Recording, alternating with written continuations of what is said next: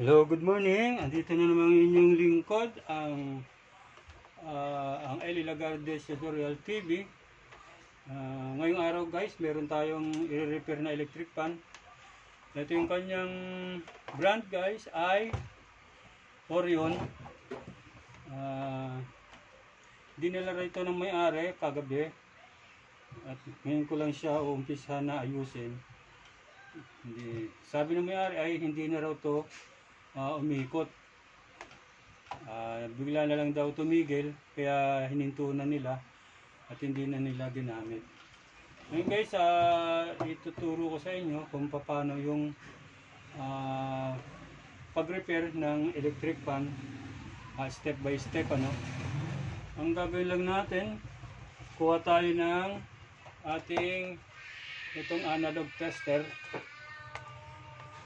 Yan siya guys, itong analog tester na to, kailangan natin kasi dito tayo magbabase kung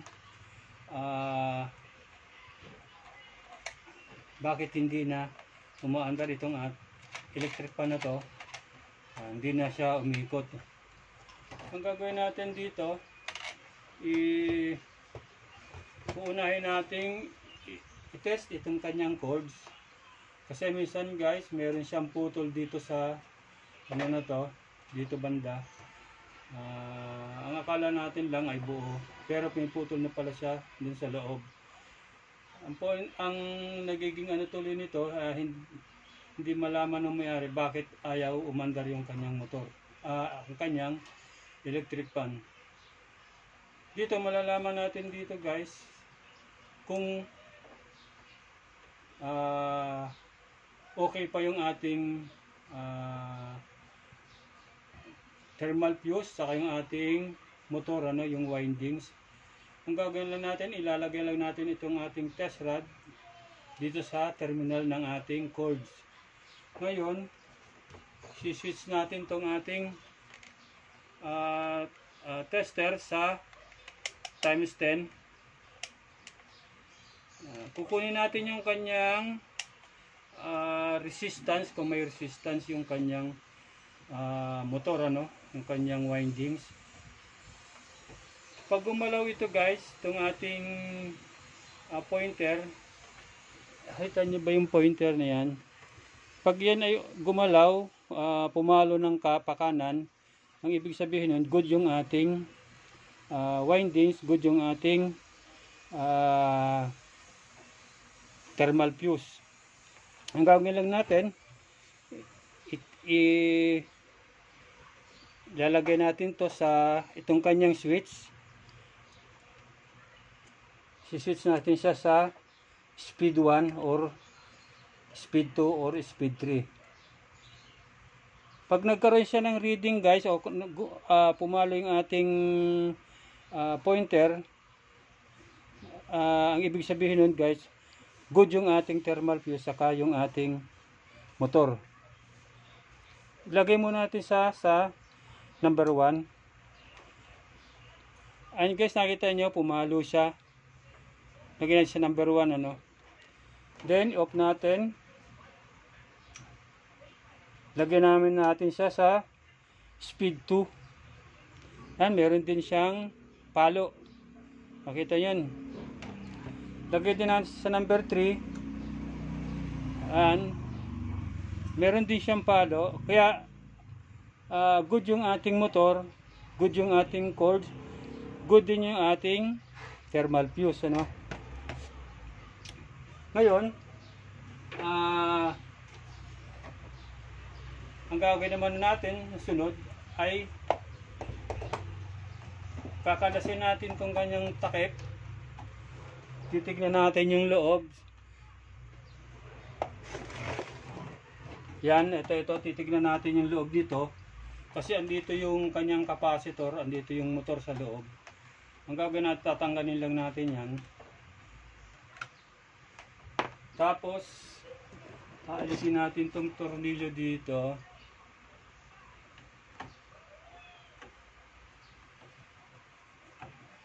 Para matanggal natin to. Yan.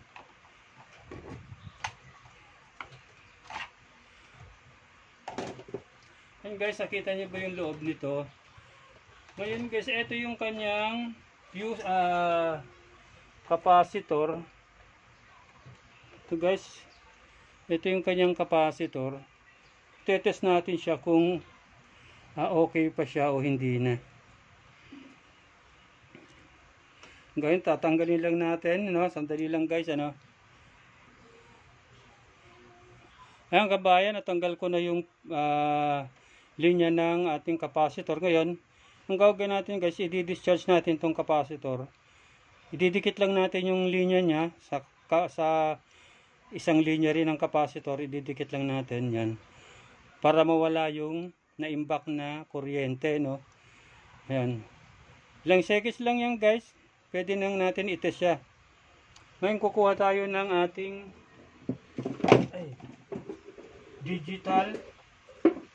digital na tester. Ito. Ilalagay natin sa kanyang capacitance, no? Andito yung capacitance niya. Yan. Ito guys, yung microfarad. Nakita niyo ba to? Maliwanag masyado. Meron siya kanyang guys, microfarad na tinatawag. Ngayon, titignan natin yung capacitance ng ating capacitor kung okay pa yung kanyang microfarad, ano. Ang kanyang microfarad is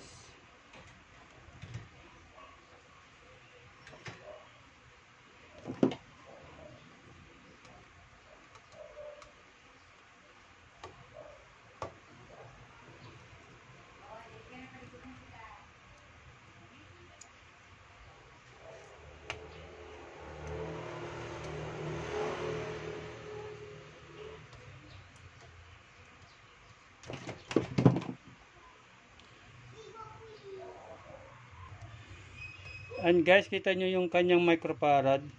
Yan yung kanyang capacitance is 1.5 microfarad. Ito sa taas na to. 1.5.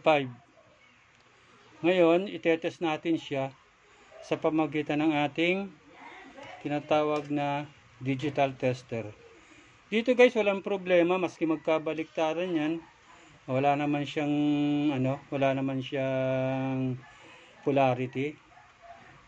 Kaya pwede natin yan maski magkabaliktad, marireading natin siya kung ilan pa. Ayun guys, nakita nyo 1.350 1.350 na lang yung kanyang capacitance, no? Kulang na siya ng 1.50, 1.5. So pwede pa naman ito na gamitin, kaya lang hindi ko masyadong kung mabilis pa siya, bibilis pa yung ikot ng ating LEC, no? Pero okay pa naman yan. Ayan, nakita nyo guys yung ating capacitor, kulang na siya ng 1.5 capacitance microfarad. Ngayon, okay pa naman yung capacitor niya, okay naman yung kanyang cords, no? Ito. Tapos okay din yung kanyang natawag nito windings or yung kanyang motor, wala namang putol. Tsaka yung kanyang thermal fuse, okay, hindi naman busted. Ngayon guys, dito babalik rin natin to. Dito naman tayo mag-check kung bakit ayaw na tong umandar. Tignan natin guys yung ating tinatawag na shafting, tsaka yung kanyang bushing.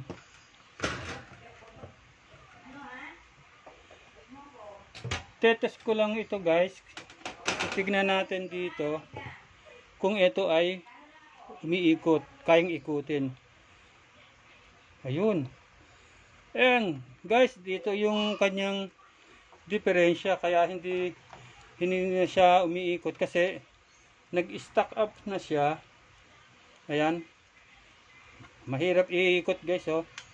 Nag-stack up na siya kasi dahil dun sa bushing madumi na, saka yung kanyang shafting nagkadikita na yon. Dahil wala nang oil yung foam dun sa loob ng bushing. Kasi yung oil, kabayan, yun yung nagpapa dulas ng ikot ng ating shafting. Pag nagkadikita na yon, yung bushing sa shafting, dahil wala na siyang oil, doon dumidikit yung ating shafting sa bushing. Ngayon guys, tatanggalin natin to.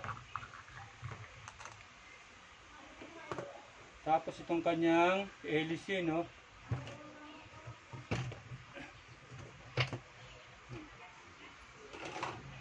Tapos ito.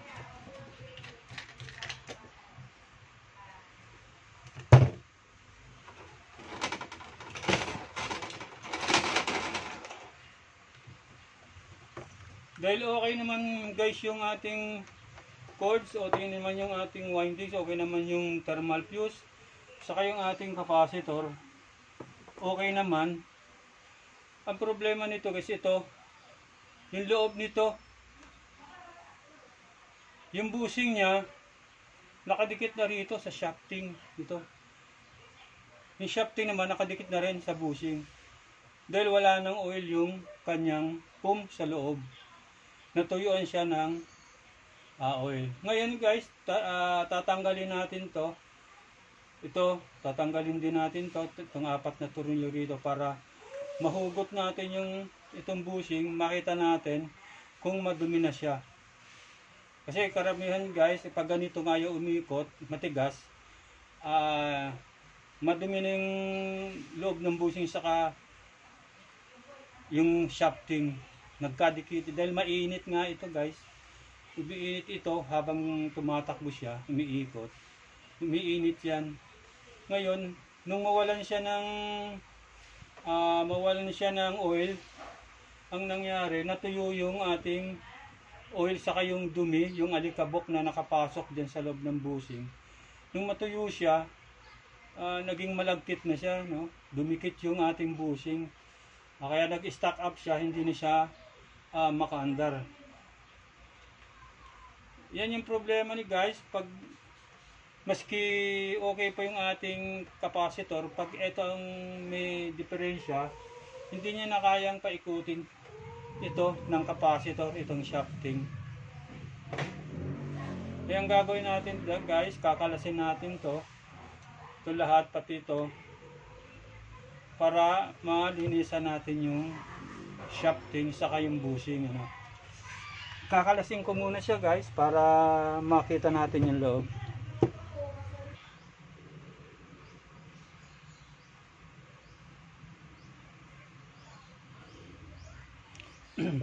Ngayon guys, tatanggalin natin tong tornilyo nitong 4 para mahugot natin siya.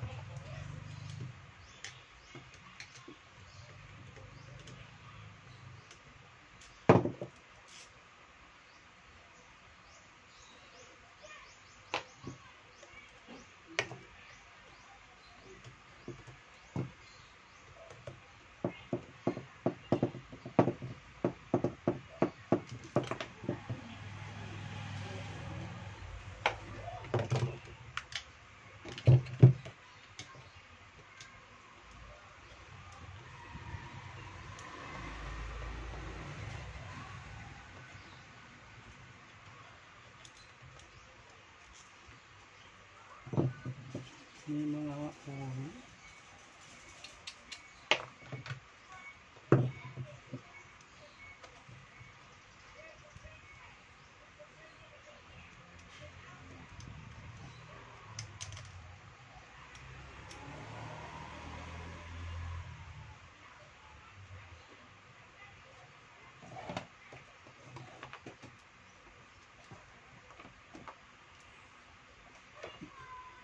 Ayan guys, natanggalan natin yung 4 na tornilyo. Ngayon ang gagawin natin ay hugutin lang natin to para matanggal dito sa kanyang housing, no? Pero tatanggalin natin tong ating swing arm Kasi pag hindi natin ito tinanggal, hindi natin mahuhugot. Dapat tanggalin natin siya. Swing arm guys, yan yung nagpapagalaw ng ating electric fan, yung nagsiswing. Kaya tinawag natin itong swing arm. Ito yung nagpapa-swing ng electric fan. Ngayon, ang gagawin natin ay hugutin natin siya. Kung kayang hugutin. Pero ang gagawin natin dito guys, lalagyan muna natin siya ng langis, ano. Ito.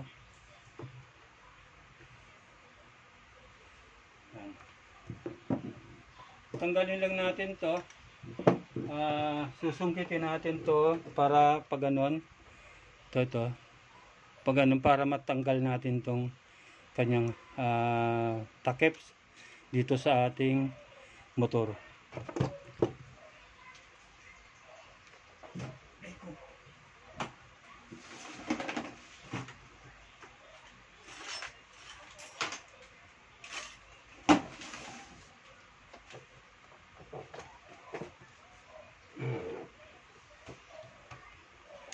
Ayan guys, tatanggalin natin, tutuklabin lang natin to.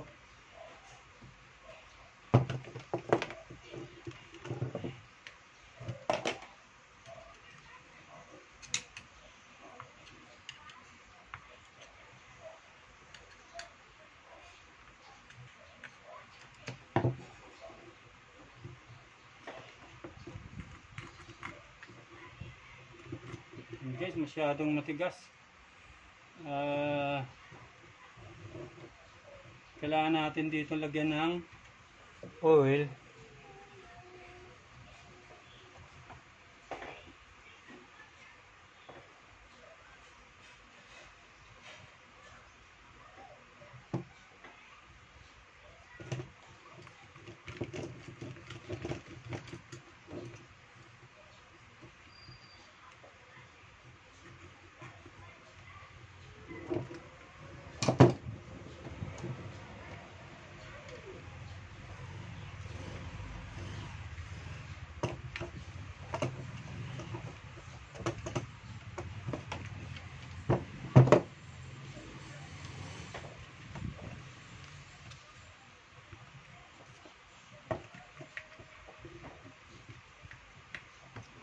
And guys, dumikit na siya.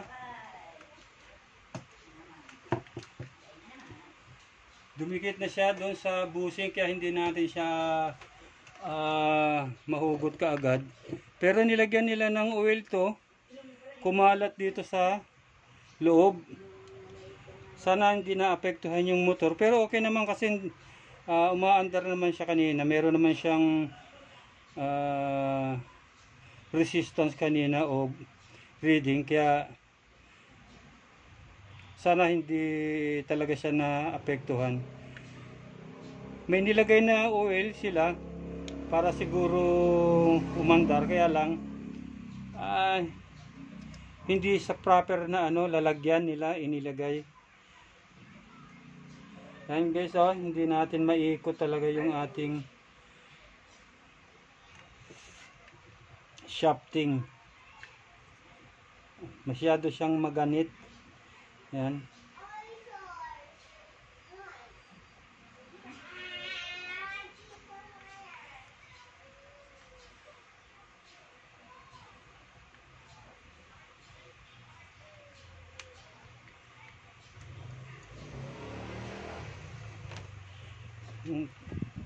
Baka matamaan, magasgasan yung ating windings.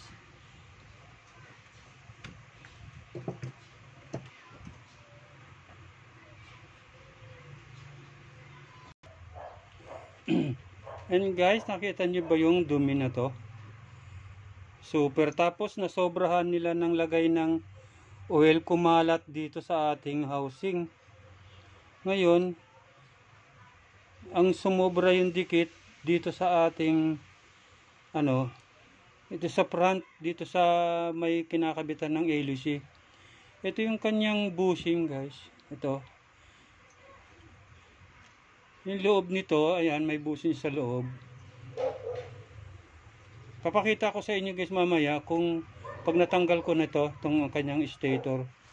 Masyado lang madulas kasi napuno ng oil. Nilagyan nila ng oil na hindi dun sa proper na lalagyan.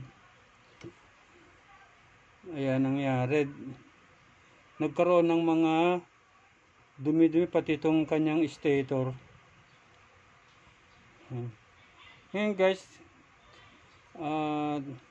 tatry ko pa itong tanggalin kasi masyadong dumikit na yung kanyang shafting sa bushing.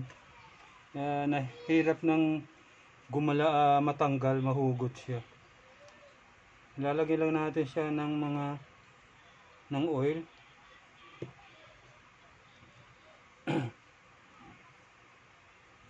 Sana mahugot natin.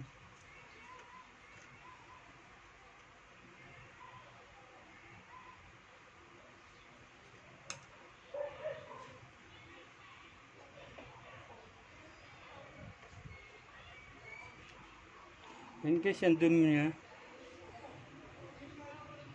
Ito. Sobra dumi.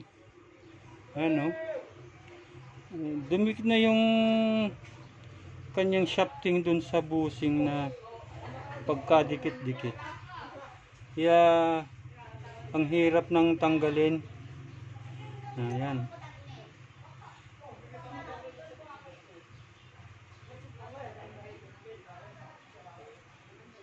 Gumagalaw na yung bushing guys dyan sa pag-iikot nito, sumasama na yung bushing.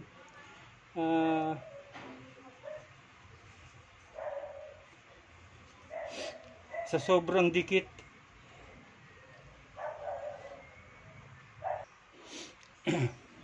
Ayan guys, yung dumi ng ating shafting, no? Yan.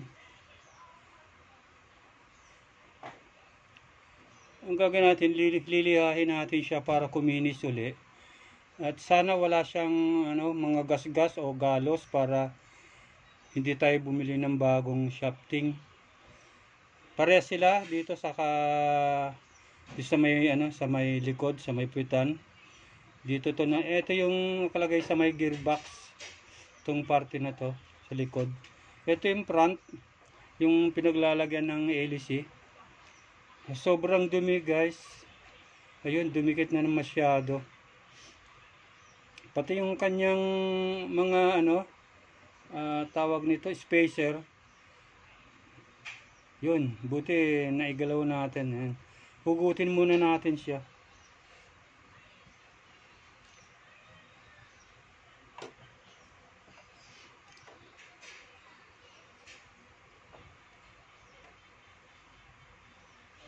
Sira na guys yung kanyang spacer na isa.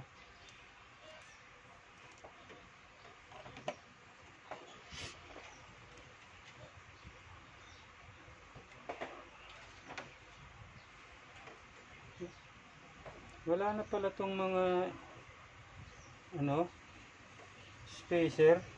Kaya pala siya. Ito guys, wala na pala yung spacer. Bakit nawala? Siguro natunaw. Kaya pala siya guys, masyado na siyang yung laro niya. Grabe na. Siguro mga nasa 1/4 1/2 inches, 1/2 inch yung kanyang laro. Yung taas baba na ganun. Nawala na pala yung kanyang spacer dito.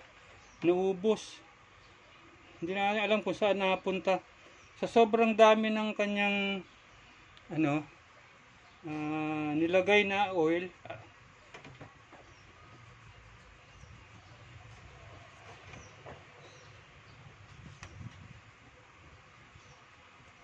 Ayun guys, natunaw yung spacer niya.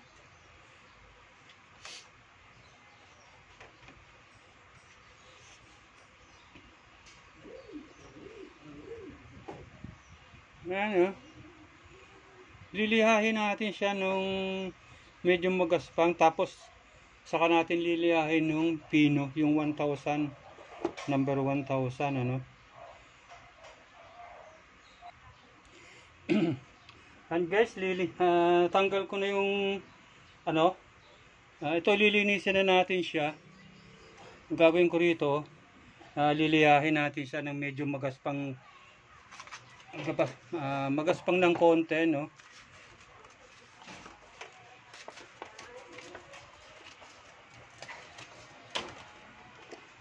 Tapos pagkatapos nitong magaspang, liliyahin natin siya ng pino.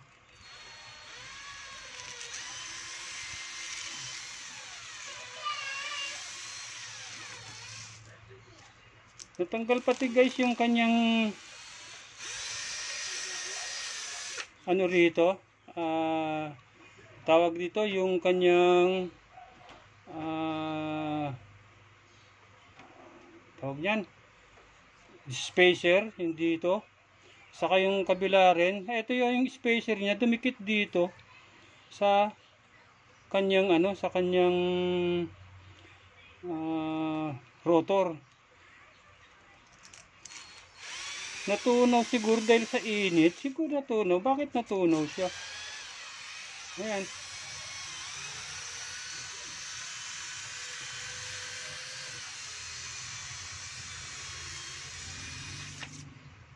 Ito naman kabila.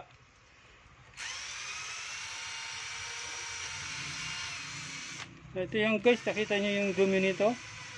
Super.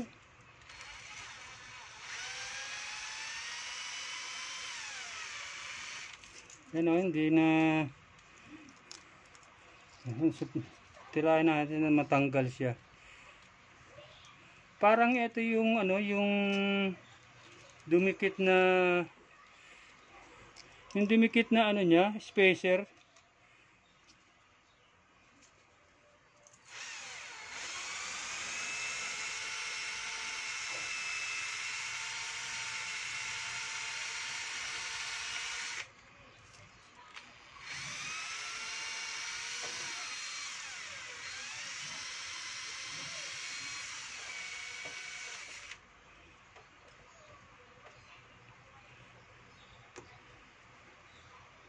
Hindi natin siya guys matanggal. Baka kailangan natin ng ano, blade para matanggal to. Ano guys, nalinis na natin yung shafting niya. Ito, makintab na rin siya. Tapos ito, okay pa naman siya, wala naman siyang gas-gas o galos. Ang papalitan lang natin dito guys, yung kanyang bushing. Kasi tingin ko, ano na siya, medyo maluwag na. Papalitan natin siya ng bushing para maganda yung ikot niya uli. Ayan. Ito yung bushing niya guys, medyo maluwag na siya. Ayan. Kabilaan to. Ito yung sa front, papalitan na rin natin siya. Yan guys, papalitan na natin siya ng bushing, ano. Lapit lang natin yung camera.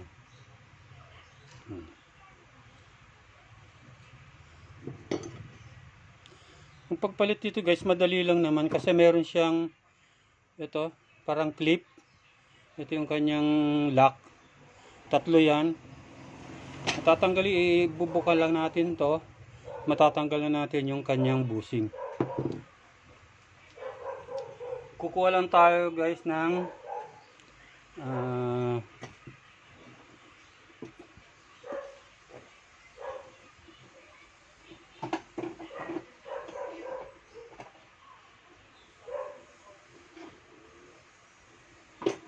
kuha lang tayo nito. Tagdang flat screw. Tapos tutuklapin natin siya to. Itong pinakalock niya, itataas lang natin siya.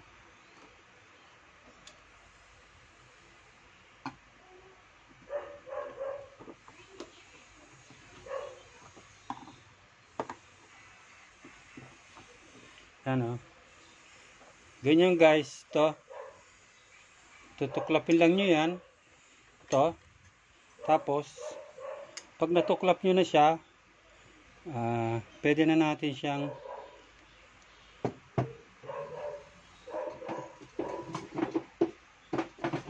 Gamit lang tayo ng pliers para ano natin siya.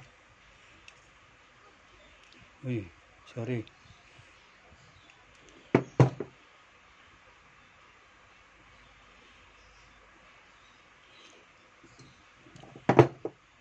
Bubuka lang natin siya.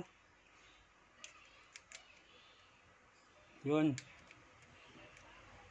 Tapos, tatanggalin natin siya dito. Ayan, tanggal na siya guys. Oh. Ang gagawin natin, papalitan na natin to kasi sunog na yung kanyang ano, tawag nito foam. Sunog, meron tayong ritong ipapalit to.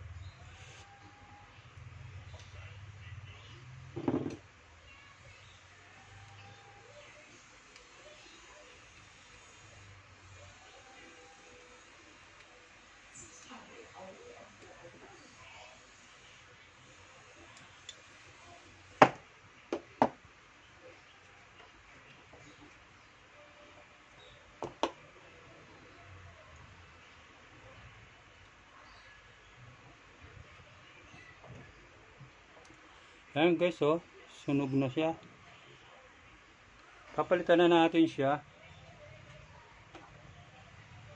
Ito yung bago, ito yung ipapalit natin.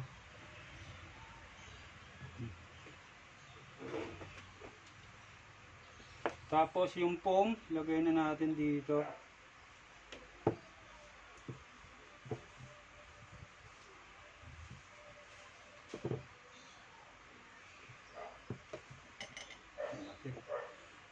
Babawasan natin to. Masyadong malaki. And guys, nalagyan na natin siya ng foam. Itong bago. Ito yung kanyang bushing. Lalagyan na natin dito sa housing niya. Yan. Tapos, lagay nyo lang yung tatlo.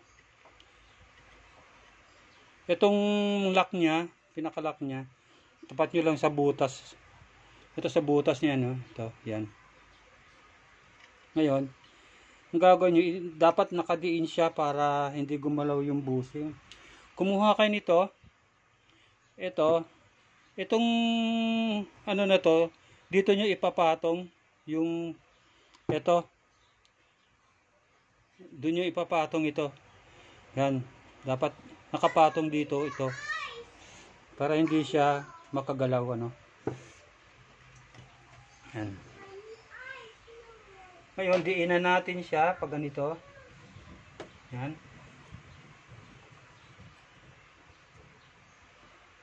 Tapos itulak natin yung ating tinanggal na lock.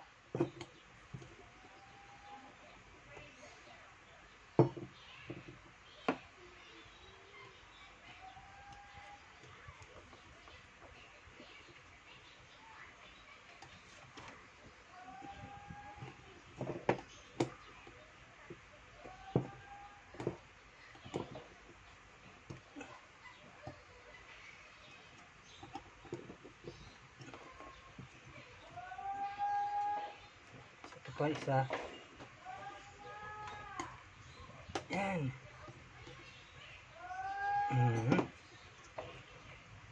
And guys, nakabalik na siya, no? Gagawin natin, ididiin lang natin uli.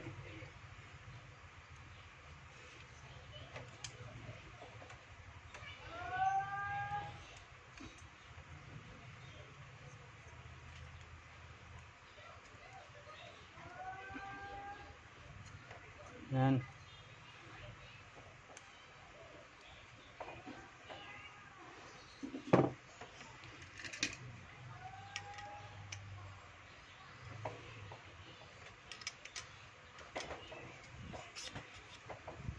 Yan.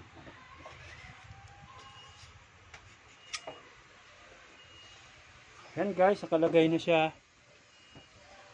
Dapat guys, yung pagkakalagay natin dito, hindi gumagalaw siya.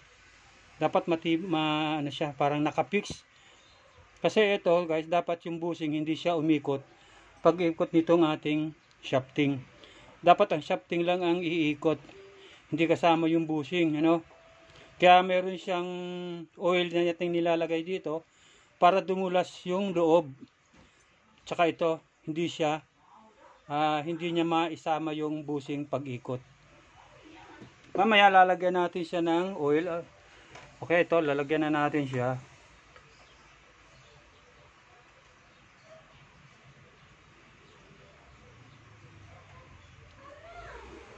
Hintayin natin ma-absorb nung foam yung oil na nilagay natin.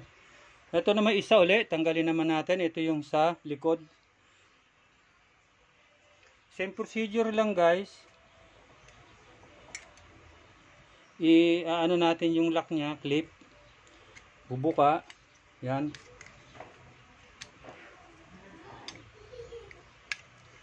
Tapos gamit tayo ng pliers para maibuka natin ng ano, maigi. Yan. Yan. Ngayon, hugutin natin dito. Yan. Hanggang guys, oh, nasunog. Tuyong-tuyo yung kanyang ano, foam.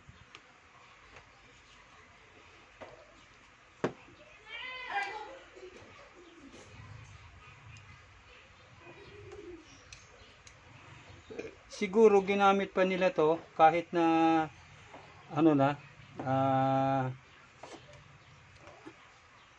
nilagyan lang nila ng oil. Ang kaso kumalat dun sa ano, yung oil kumalat sa housing. Tapos natunaw yung kanyang ano, itong spacer niya guys, natunaw. Dumikit dun sa rotor. Hindi ko alam bakit natunaw to. Ngayon lang ako naka ano guys na natunaw itong kanyang spacer.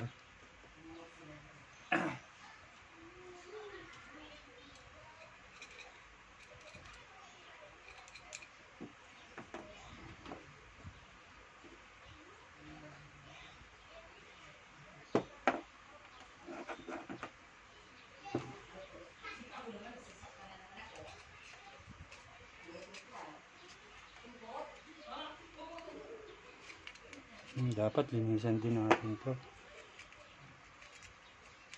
Yan. Tapos guys, kunin uli natin yung isang foam to. Liitan din natin kasi masyadong malaki yung pakabilog niya.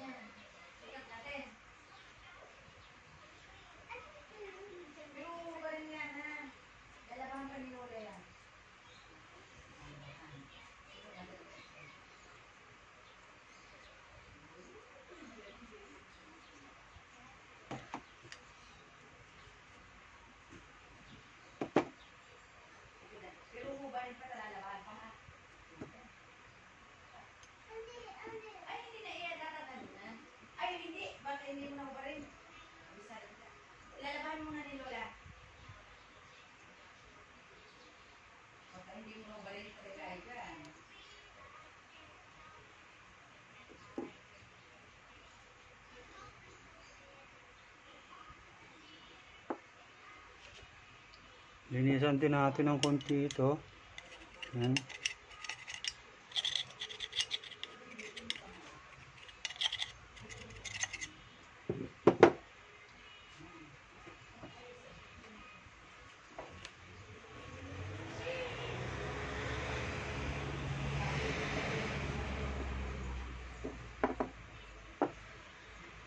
Ngayon, ilalagay na natin itong bushing dito.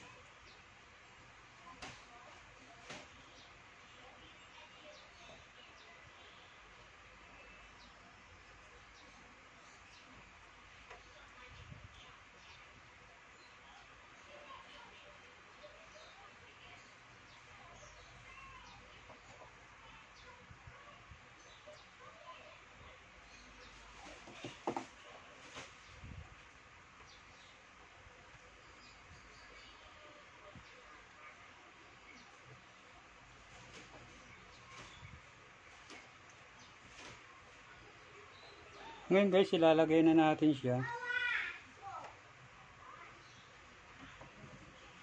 dito. Babalik na natin uli. Same procedure din guys paglagay. Yung tatlong lock niya ilalagay lang nito sa butas na itong tatlo rin na to. Yan. Ito na siya guys, nasa labas na. Ngayon,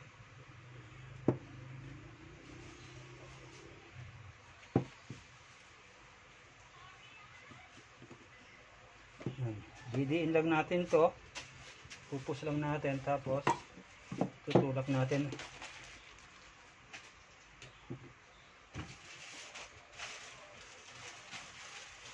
Tulak natin to, kanyang lock.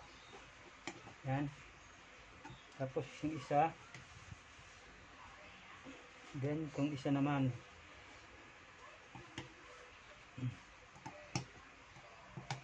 Yan.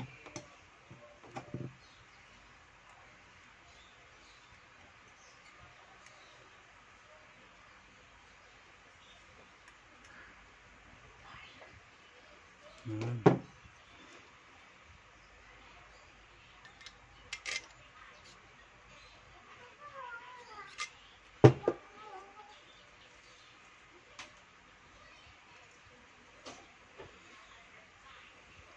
And guys, dapat ito matigas to. Kung maglalagay ka nitong bushing, dapat hindi ito gumagalaw. Hindi nyo maitutulak na ganito. Lagay muna natin siya dyan. Ang gagawin naman natin yung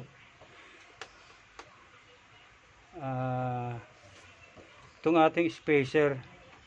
Ito guys, kasi mahaba itong spacer na to. Kaya ang gagawin natin, puputulan natin siya. And guys, nalagyan ko na siya ng spacer, no? Tapos yung parang washer niya na spacer, kabilaan siya. Ngayon guys, hindi na siya magalaw masyado, hindi na siya yung tawag nito. Pag hinugot mo siya, hindi siya masyadong malaki ang gap, ang agwat. Yan, papakita ko sa inyo ano.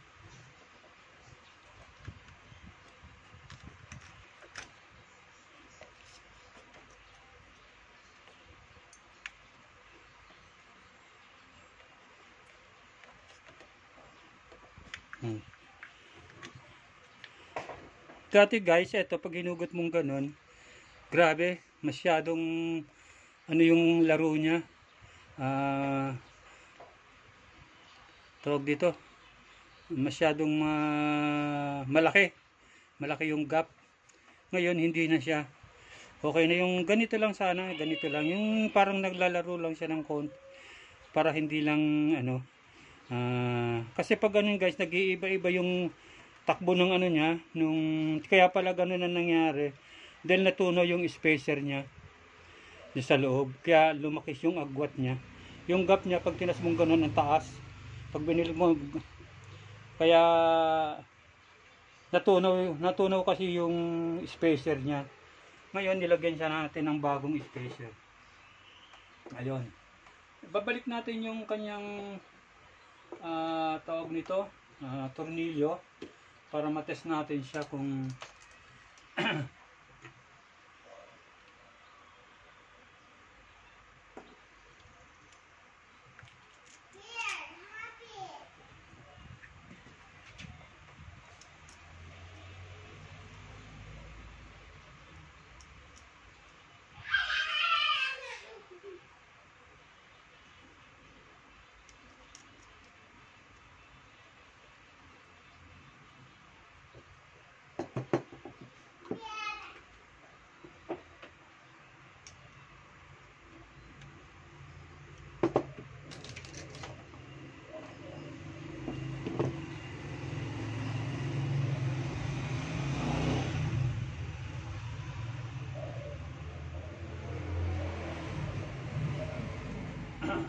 pag naglalagay nga pala kayo ng tornilyo dito guys, yung apat na tinanggal, dapat hindi yung sunod, hindi sunod siya, dapat ekes na gano'n, ano, para maganda yung pagkakaplat ng kanyang ano, housing.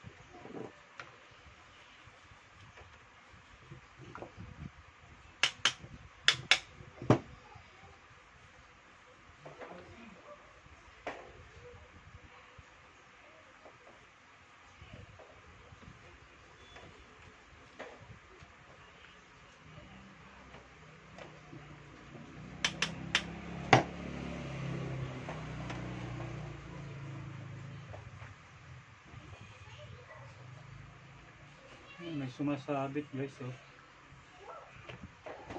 buksan ulit natin. Bubuksan ko muna to guys kasi parang may sumasabit sa loob. Yung natunaw kasing spacer, sumama dun sa kumapit dun sa housing niya, ay sa stator niya, at saka dito sa kanyang rotor. Bubuksan ko ulit siya guys para matanggal ko ulit yung dumikit na spacer.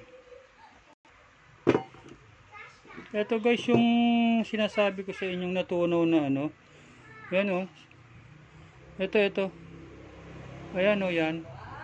Ayan dyan sumasabit yung stator kaya kanina. Ayan o. Ito yung natunaw na spacer. Dumikit dito. Tatanggalin ko siya. Hanapan ko kung baka meron pa siyang nakakabit o nakadikit. Ayan and guys, wala na. Natanggal ko na yung mga natunaw na spacer na dumikit dito. Ayan. Ibabalik na uli natin siya dito sa kanyang housing para mabuo na natin.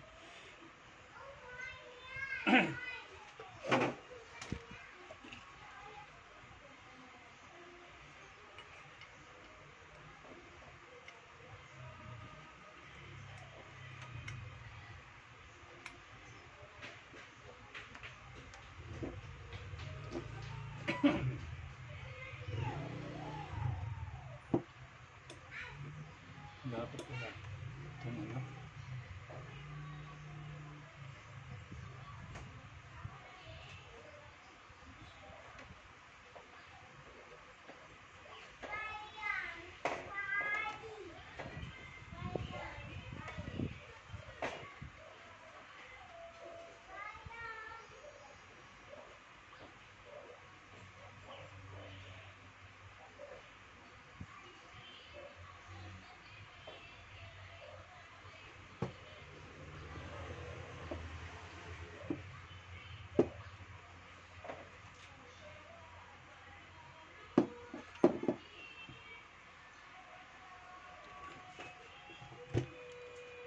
And guys, nilagyan ko na muna siya ng oil.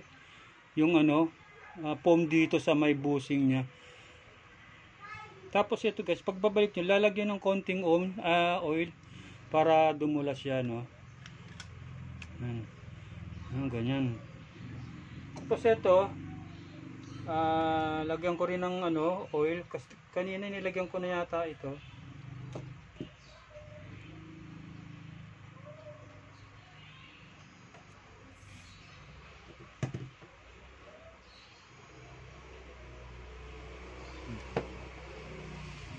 Balik na natin siya. Dapat guys, pag naglalagay kayo ng oil, wag mo masyadong marami kasi pag tumapon dito, kakalat yan. Pag umikot kasi yung kakalat yan dito. Baka ma-damage yung ating windings, yung ating motor.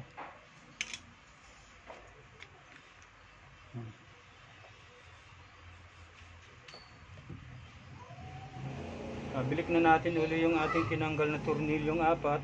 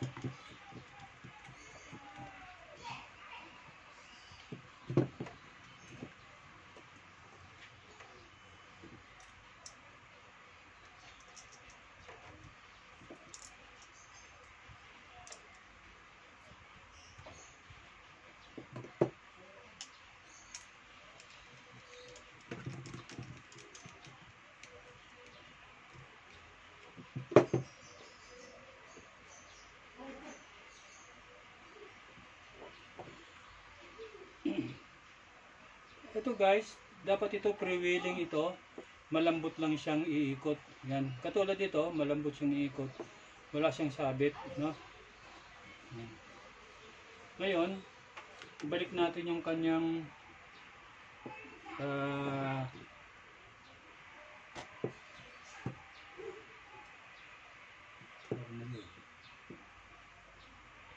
yung kanyang eto. Balik na natin siya.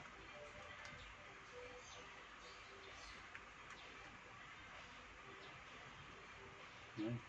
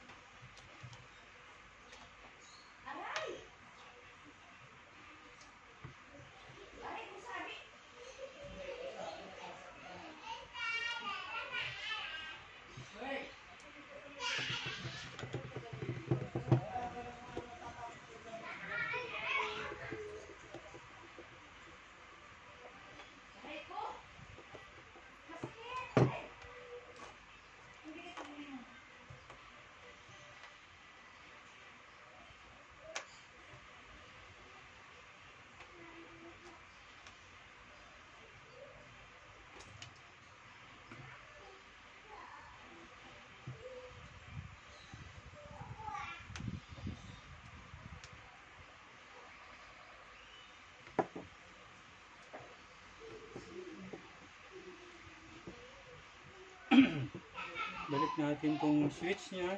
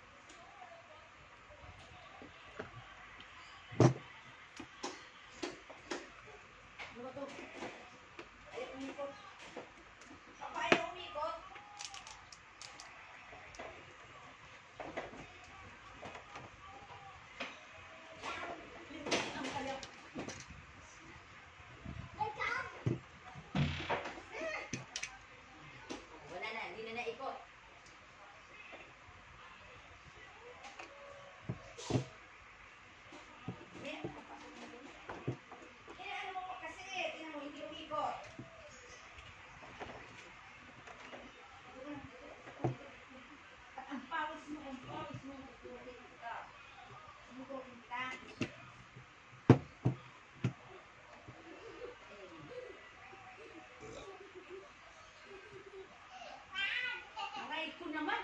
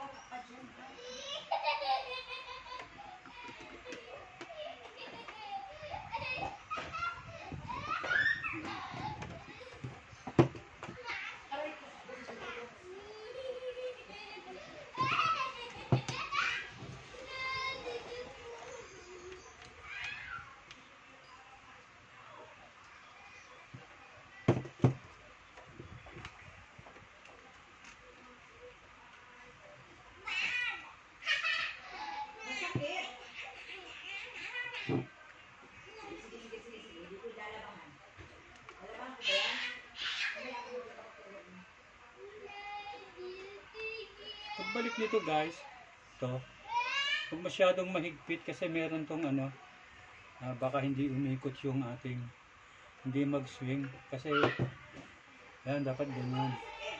Kung hindi lang siya matatanggal, pero nagsiswing siya. Ngayon, ibalik natin tong swing arm. To.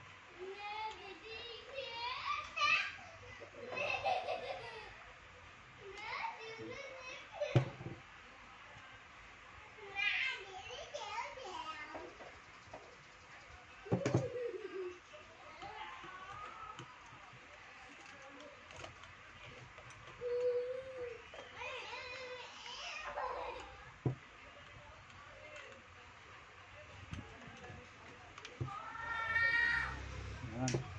Balik na natin yung swing arm, no? Tapos, yung kanyang capacitor. Balik natin. Pag mahina guys yung ikot ng capacitor, magpapalit tayo ng capacitor.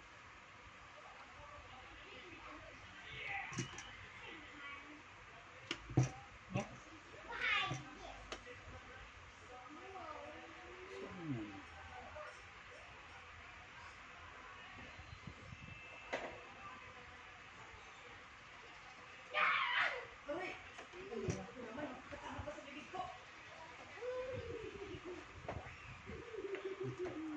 Ayan guys,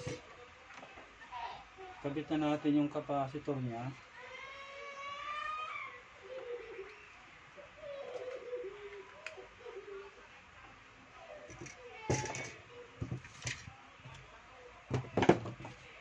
Balik natin, no? Balik muna natin siya dito sa stand niya para hindi tayo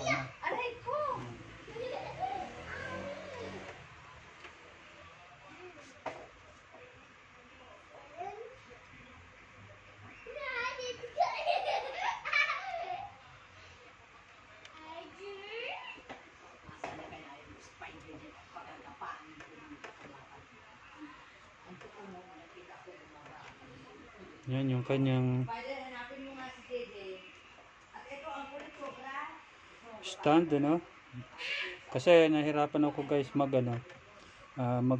sa oli nitong itong ating capacitor. Balik muna natin sa stand niya. Ngayon,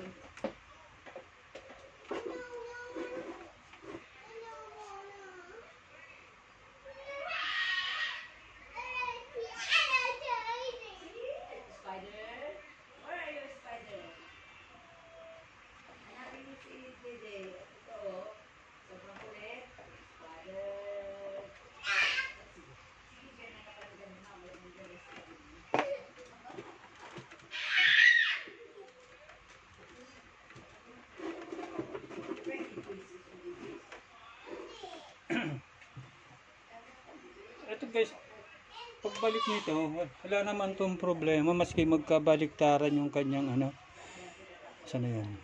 Itong kanyang wire, maski alin doon ikabit natin, pwede naman yun. Kasi wala naman siyang polarity na tinatawag. Dito natin siya ilalagay dito.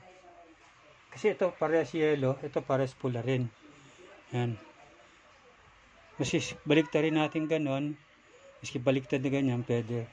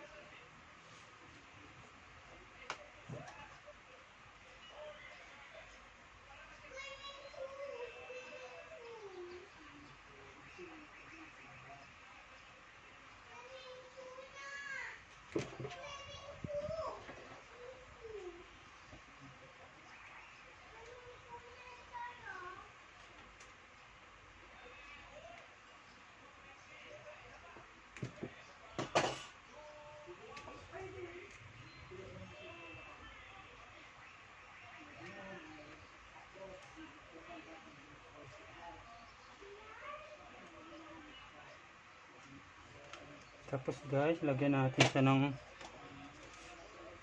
lock.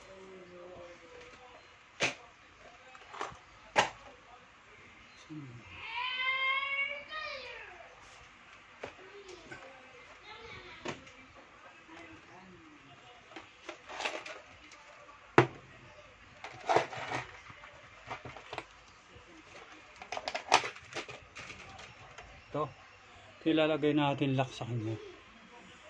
Yes, ano, yun.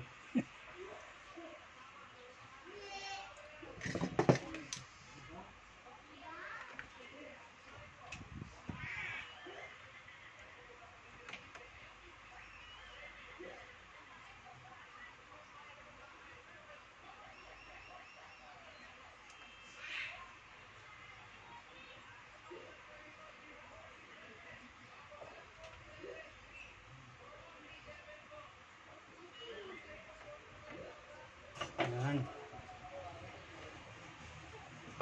Kibit na natin. Babalik na natin sa dito.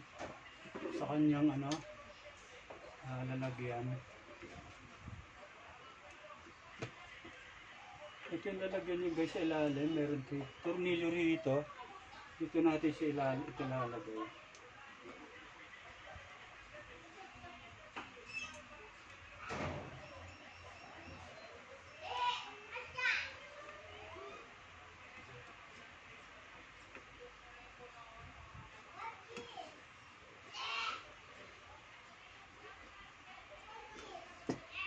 Tapos, babaluktot natin siya. Ganito.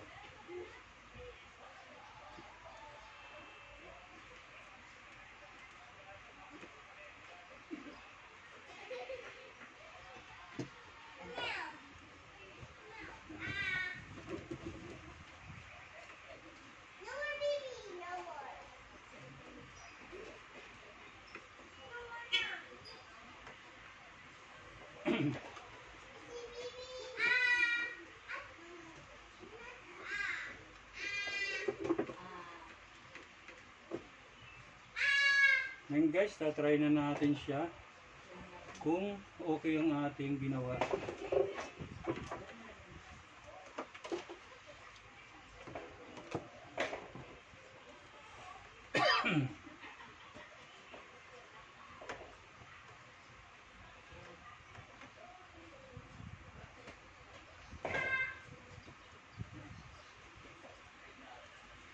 Kunin natin yung ating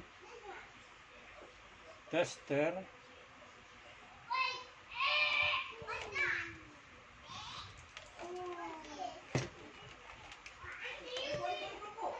Lagay uli natin sa times 10. Yan.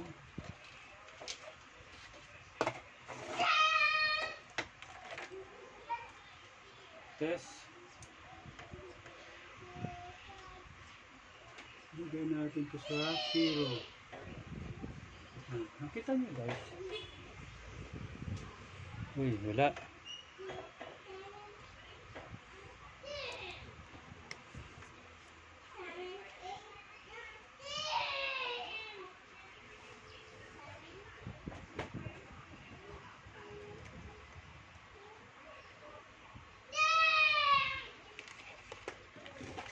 Ito yung ating tester.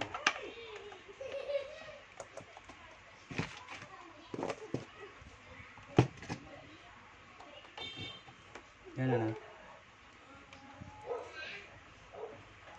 Ito naman natin yung ating electric fan. Lalagay muna natin to doon test rod na to dito sa terminal ng ating cords. Yan, ganyan. Pag gumalaw to guys, yung pointer na to, pumalo siya, good yung ating nagawa. Walang naputol, wala ring nasira na iba. Yan. Lagay natin sa speed. Yan. Speed 1. Ayun. Wala.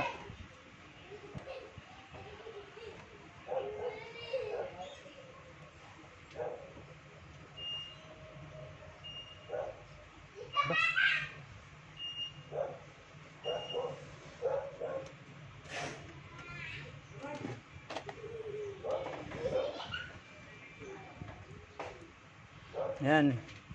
Kita nyo guys, gumalaw.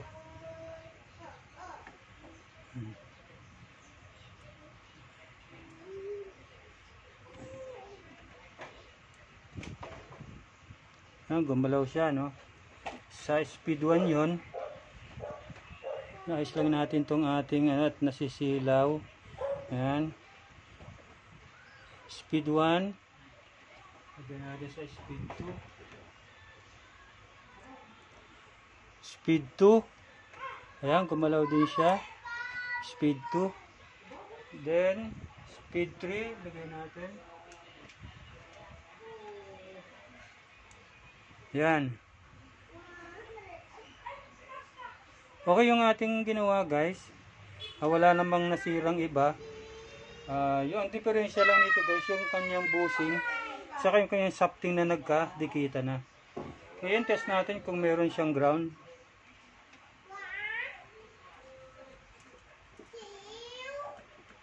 Wala.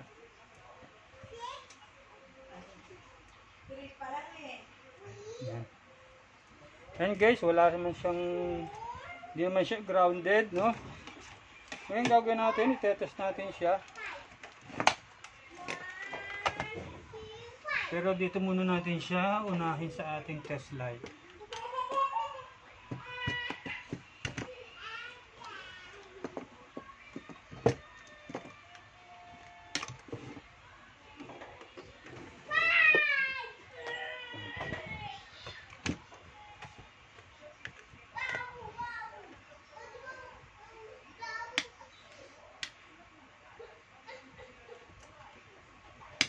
Yan, wala ha. Lagyan natin sa speed 1. Yun, meron. Speed 2. Yan, okay naman. Tapos speed 3. Yan, okay. Yung tatlo, okay guys, ano? Tapos ito yung off. Yan, wala siyang ilaw. Ngayon, good yung ating ginawa. Ngayon, itetas na natin siya kung aandar siya.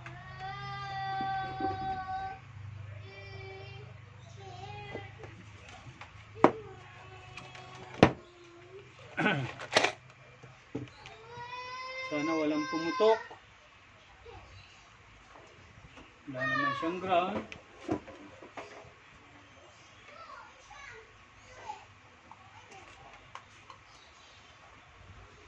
Speed 1. Ayan. Lagay natin yung LC nyo guys para makita natin. Kung okay na yung ating ginawa. Punasan lang natin kasi ngayon mamaya guys, hugasan ko muna siya.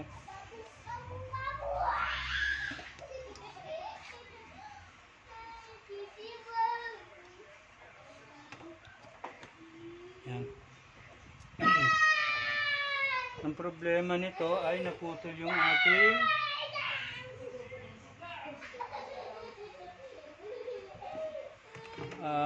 pin. Maghahanap tayo ng pin.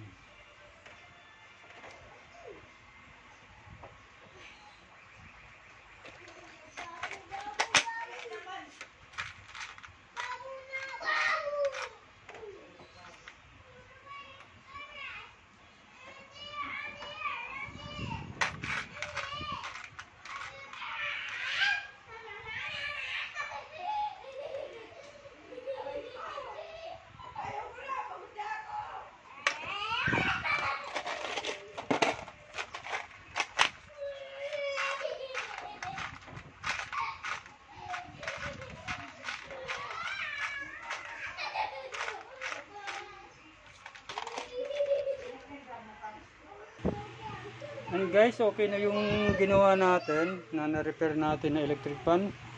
Umiikot isa sa number 1 pa lang siya pero malakas pa. Dali lang guys ha. Ayusin natin yung camera. Yan. And see guys, lagay natin sa number 2. Mas lalong lumakas. Then number 3. Yan, mas lalong talagang malakas. Off natin. Ayan. Okay na guys, okay. Okay na yung ating ginawa, no. Ang gagawin natin, ibabalik ko na lang yung mga ano niya, mga accessories niyang iba, yung takip. Ito. Tulad dito guys. Itong galilinisin ko kasi muna to, sasabunan natin. Pati yung ating LC, saka yung takip yan. Hindi ko na guys ipapakita sa video. Ang mahalaga guys, tumakbo na, okay naman yung ating ginawa. Maganda naman yung ikot ng ating electric fan, malakas. Kaya sana po mga kabayan, huwag kayong magsawang i-like at i-share yung aking video. At huwag niyo rin pong kalimutan po na mag-subscribe po sa aking YouTube channel. And then i-click niyo po ang ating notification bell para lagi po kayong updated sa mga i-upload ko pa pong video sa YouTube. Pakiusap ko lang po pag meron pong pag meron pong ads, wag po kayong mag-skip ng ads para tulong niya na rin po sa akin yun, para meron naman po tayong makuha pagdating ng panahon na makapag rin po tayo sa YouTube. Sa ngayon po, dahil okay naman po yung ating ginawa, naayos natin po ng maganda yung ating ni-repair na electric fan. Huwag niyo pong pagsawaan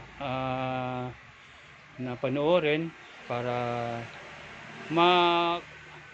makita niyo naman yung mga itinuturo ko.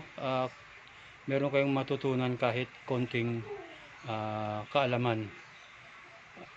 Maraming salamat po at hanggang sa muli po sa ating video na i-upload. Paalam po muna. Bye bye.